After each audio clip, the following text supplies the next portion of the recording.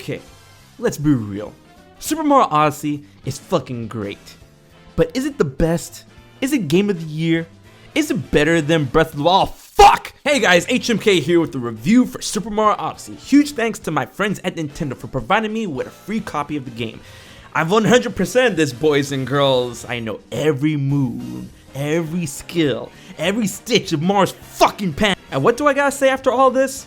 Well, bravo Nintendo, but Breath of the Wild is still better.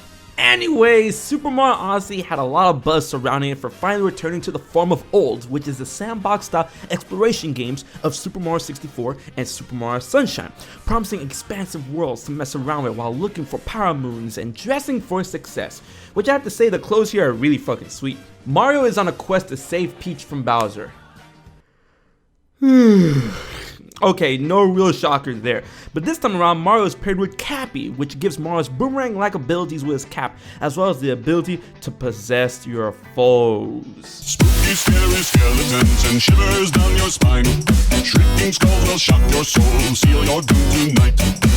The capture ability in Super Mario Odyssey goes a very long way and offers a crazy amount of different gameplay styles while controlling your enemies that really fit your playstyle, as well as Mario's new cap-based abilities. Traversing the world you come across now is super insane thanks to the crazy moves you can pull off with Cappy, and is one of the biggest joys of Super Mario Odyssey. The colorfully diverse and well thought out level structure married with the insane mobility that Mario has, you'll have a good time. You'll laugh, you'll cry, you'll jump, you'll die. Speaking of dying, gone are the 1-ups, and now every time Mario bites the dust, you gotta pay the Fairy of Sticks 10 coins to jump back into the action.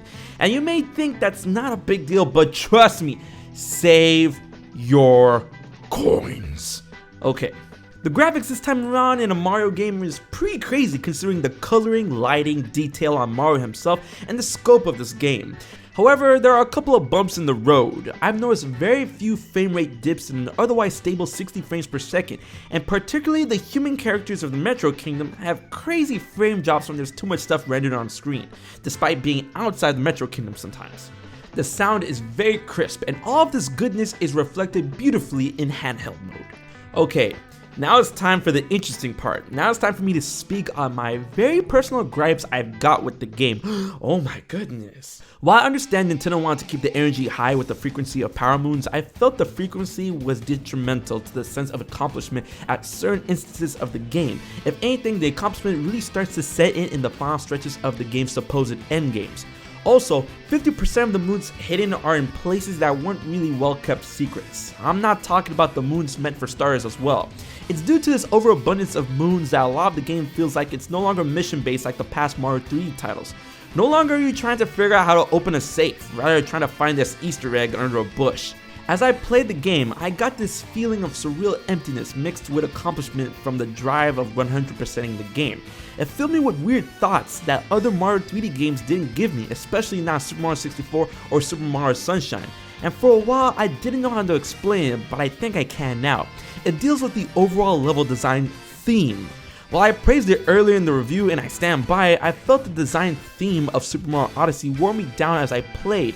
I felt an inconsistent balance of what Mario 3D games were and what Odyssey tried to be. Every level in Super Mario Odyssey felt too open-aired in the sense that verticality didn't have a good balance or opposition.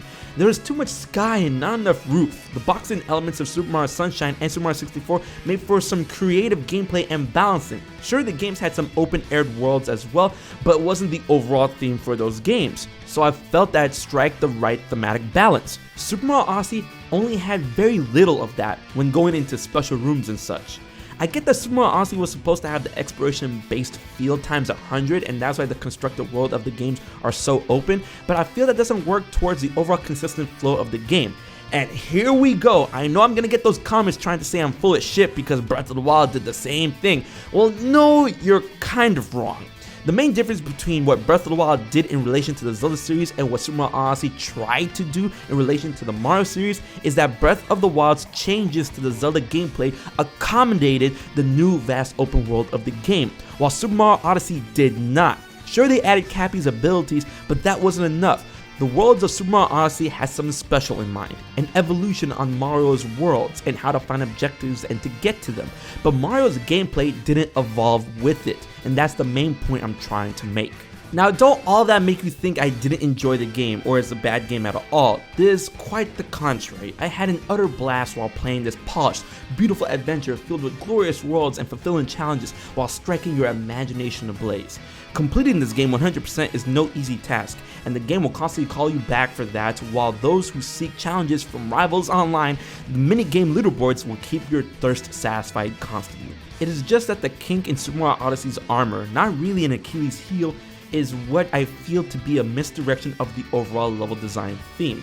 There was way too much miscommunication between that and the gameplay that Mario and Cappy provide. In past 3D Mario games, the level designs accommodated Mario's moveset and the differences in each title, and vice versa. Odyssey didn't have that to their degree. If the designs were a bit more varied, didn't all fit a certain archetype, then I would instantly give this game a 10. But that being considered, I still find this to be a pinnacle of a game on the Switch and a must-own for the system, and a worthy system seller. But it isn't the best Mario 3D platformer. So I give Mario Odyssey a solid 9.5 out of 10. Let me know what you think of this review in the comment section below. If you enjoyed it, please like, share, favorite, and most importantly, subscribe to HMK for more Nintendo content and reviews. Until the next one, I've been HMK, and I'll check you guys later.